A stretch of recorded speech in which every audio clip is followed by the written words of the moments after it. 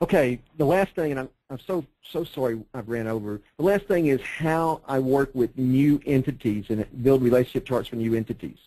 The first rule is that I don't actually create them from scratch. I create by copying another one. So I'm going to go into New, and I choose the entity that I want relationship charts to be for.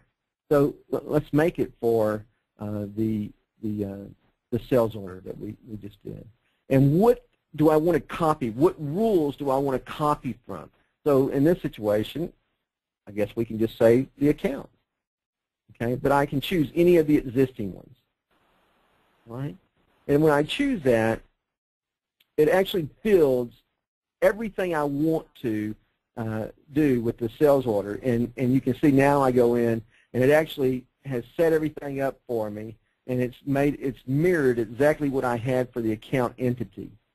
Okay, all the colors, all the relationships, all the fields, everything, and even the generation template. So if I want something to be taken away, I just have to remove those.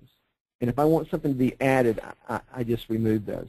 And the reason we did it like this, to be honest with you, is because this allows it to be a business owner level administration. So rather than giving you a bunch of syntax to have to enter in a specific way to build that entity, we just made it a copy function that allows you to do it.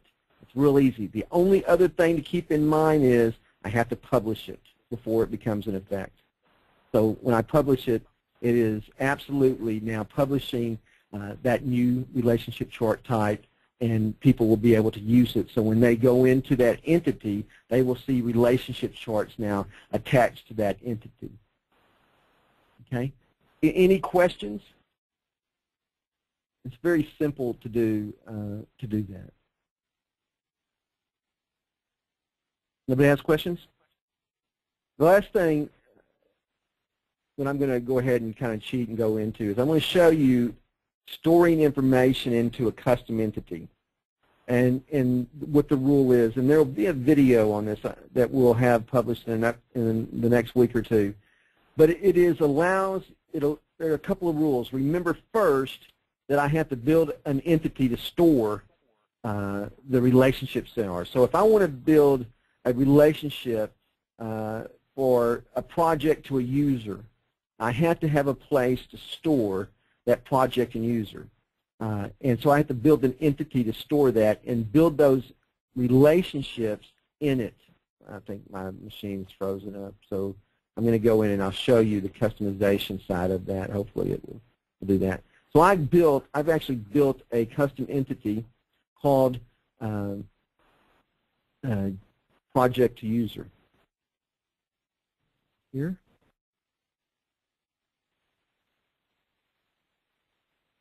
Yep, project to user. And I built the storage, the rules for how it's going to be stored. There's no into one, I'm sorry, how it's going to be stored, what those relationships are. And then in the attributes, you have to build a pick list. So what the roles are that it can be done. So in this situation, I built a pick list for a user to a project to be. It can be the communications person, the project manager, the research lead, team member, technical lead, and an unknown project role. Okay? So I built a pick list to store that information.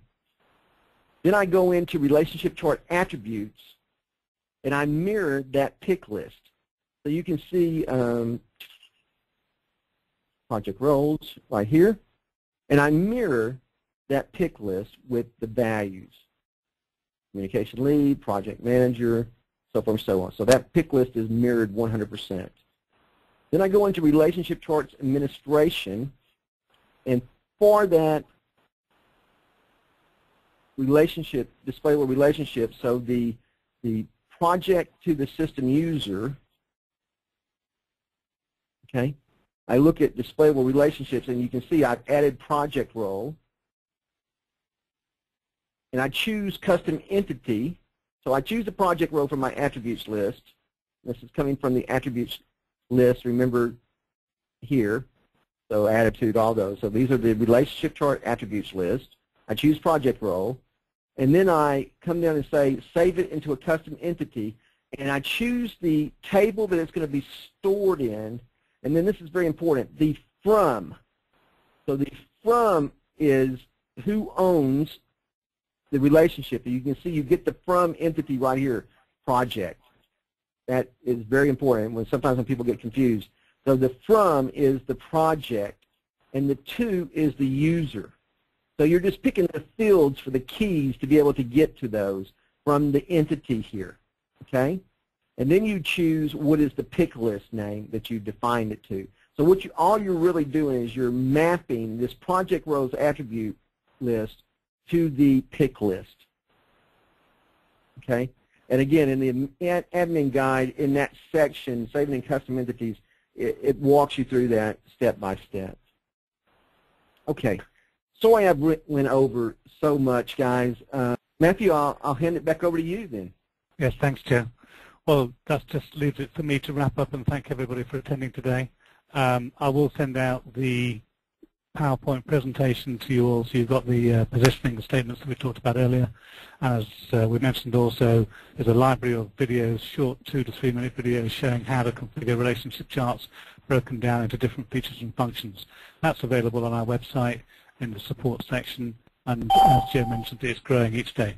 Thank you very much for attending.